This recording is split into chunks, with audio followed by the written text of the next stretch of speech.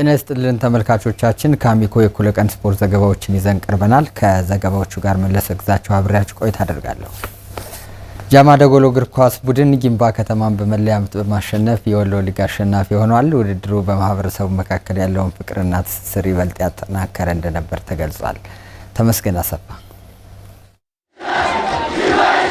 ከሰኔ 7 ቀን 2018 ዓ.ም ጀምሮ በደሴ ከተማ በ11 ክለቦች መካከል በሁለት ምድብ በደመቀ ሁኔታ ሲካሄድ የቆየው የወሎ ሊግ እግር ኳስ ውድድር ሲጠናቀቅ በፍጻሜው ጨዋታ ጃማ ደጎሎ ጊምባ ከተማን በመለያ ምት በማሸነፍ የዋንጫ ባለቤት ሆኗል። የደቡብ ወሎ ዞን ባህል ቱሪዝምና ስፖርት መምሪያ ኃላፊ ወይዘሮ አስያ ኢሳ ውድድሩ በማህበረሰቡ መካከል ያለውን ፍቅርና ትስስር ይበልጥ ያጠናከረና ተተኪ ስፖርተኞች የተገኙበት እንደነበር ተናግረዋል። የእርስ በርስ ግንኙነታችንን ብናጠናክር ስፖርተኞችን ማውጣት ብንችል በሚልና በቀጣይ ለአማራ ሊግ የሚችል አቅም ያላቸው ወጣቶች ስፖርት አፍቃሪዎችን ከዚህ መመልመል ስለሚቻል ይሄንን የምናደርገው ደግሞ መድረክ ስናዘጋጅ በመሆኑ በጥቅሉ 11 ክለቦች ወደዚህ መድረክ መጥተዋል። በውድድሩ ተሳታፊ የሆኑ አሰልጣኞችና ተጫዋቾችም የዚህ ዓመት የወሎ ሊግ ውድድር ብርቱ ፉክክር የታየበት እንደነበር ጠቅሰው በቀጣይም በአማራ ሊግ ጥሩ ተፎካካሪ ለመሆን ማሰባቸውን ገልጸዋል። ለቶርናመንት አልፈን ነበር ለአማራ ሊግ ማጣሪያ ወልዲያ ላይ ተካሄደ ውድድር እዛ ማጣሪያውን ሳናልፍ ቀርተን የወደቅነውና ዘንድሮ ድጋሚ ይሄን እድል ስናገኝ ሳንሳተፍ ከመንቀር ብለን ነው እንደገና ውድድር የተመለስ ነው። ከምድባችን ሁለተኛ ሆነን አልፈን አሁን ደግሞ እዚህ ለጥሎ ማለፍ ሶስተኛ ሆነን ጨርሰናል። ወደ ቀጣይ ቶርናመንት ማለፋችን ደስተኛ ነን። ከመጀመሪያ ጀምሮ ሲደግፉን የነበረው በማህበረሰቡ ገዛ ነው እዚህ የደረስነው።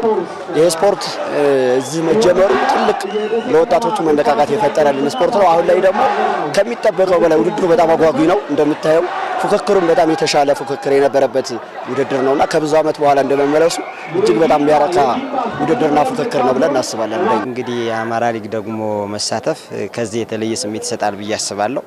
ለዛ ደግሞ ያሉብን ክፍተቶች ላይ ተጫዋቾችን ጨምር አድርገን ቡድናችን ከዚህ በተለየ ጥሩ እግር ኳስን የሚጫወት በሁሉም ለማራኪ የሆነ በታክቲክም በቴክኒክም በሁሉም የተሻለ ቡድን ይዘን እንቀርባለን ብዬ አስባለሁ። የደቡብ ወሎ ዞን እግር ኳስ ፌዴሬሽን ፕሬዝዳንት አቶ ሰለሞን ተምትን በበኩላቸው በቀጣይ ዞኑን ወክለው በአማራ ሊግ የሚሳተፉ ክለቦች ስኬታማ እንዲሆኑ ፌዴሬሽኑ አስፈላጊውን ድጋፍ ያደርጋል ብለዋል። እነዚህን ክለቦች ያለፉትን በቅድመ ዝግጅት የኮቺንግ ስታፉን የበጀት ሁኔታ ሀብት ማሰባሰብ አጠቃላይ ያሉትን ተጫዋቾችን የመለየትና ጥሩ አሉ የሚባሉትን በደቡብ ወሎ ዞን እየፈላለጉ እንዲያጠናክሩና ራሳቸውን እንዲያዘጋጁ ትልቅ ስራ እየተሰራ ያለበት ሁኔታ ነው ያለው።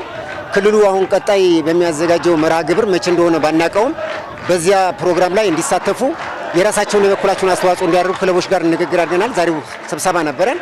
ከዛ ውጭ ግን እንዲደግፏቸውም ትልቅ አስተዋጽኦ እያደረግን ያለንበት ሁኔታ ነው ያለው።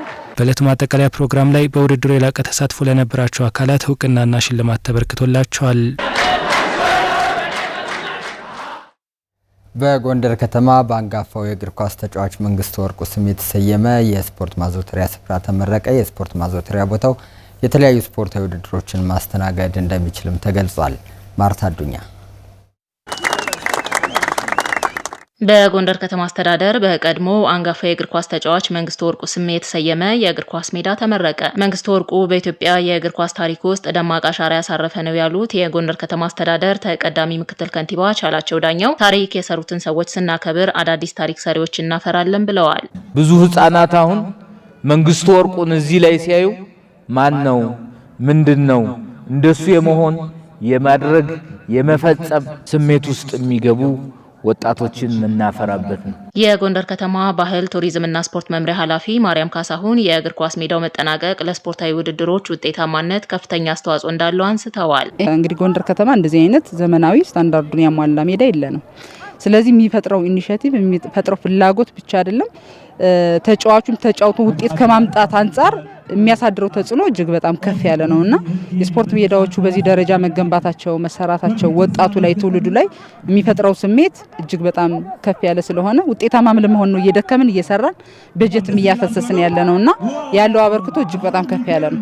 በምረቃ መርሃ ግብሩ ላይ የተገኙት የጎንደር ዩኒቨርሲቲ ፕሬዝዳንት ዶክተር አስራት አጸደወይን የእግር ኳስ ሜዳው በአካልና በአእምሮ ብቁ የሆኑ ወጣቶችን ለማፍራት የሚያስችል መሆኑን ገልጸዋል። እንደነ መንግስቱ ወርቁ አይነት ትውልዶች እንድናፈራ ትልቅ መነቃቃት የሚፈጥር ነው። ይሄ እግር ኳስ ሜዳ ደግሞ በከተማችን መገኘቱ ዩኒቨርሲቲያችን ላለው የስፖርት ሳይንስ ትምህርት ክፍል እንደ አንድ ተጨማሪ እድል የሚፈጥር በመሆኑ ትልቅ ፋይዳ አለው። በምረቃ መርሃ ግብሩ ላይ የተገኙት አቶ አምባቸው መንግስቱ ወርቁ የተመረቀው የእግር ኳስ ሜዳ በወላጅ አባታቸው ስም በመሰየሙ የተሰማቸውን ደስታ እንዲህ ይገልጻሉ። ያላሰብኩት ነገር ነው። ኢንቪቴሽኑም በቅርብ በሁለት ቀን ውስጥ ነው የደረሰኝና ባላሰብኩት መንገድ ያው አባቴ በተወለደበት ሀገር ላይ እንደዚህ አይነት ስቴዲየም ለሞራልም ለወጣቶቹም ለስሙም በሀገሩ ላይ እንደዚህ መሰየሙ ከፍተኛ ደስታ ነው የተሰማኝ።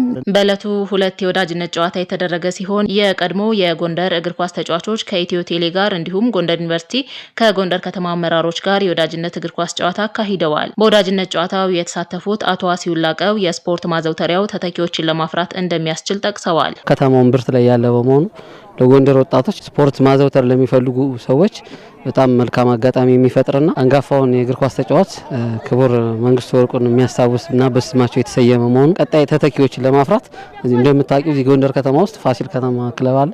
ለሱ ግብዓት የሚሆኑ ወጣቶችን ለማፍራትም ሌላ ምንጭ ይሆናል ማለት ነው። በመንግስቱ ወርቁ ስም የተሰየመው የእግር ኳስ ሜዳ በከተማዋ ያለውን የስፖርት ማዘውተሪያ እጥረት እንደሚቀርፍ ተመላክቷል።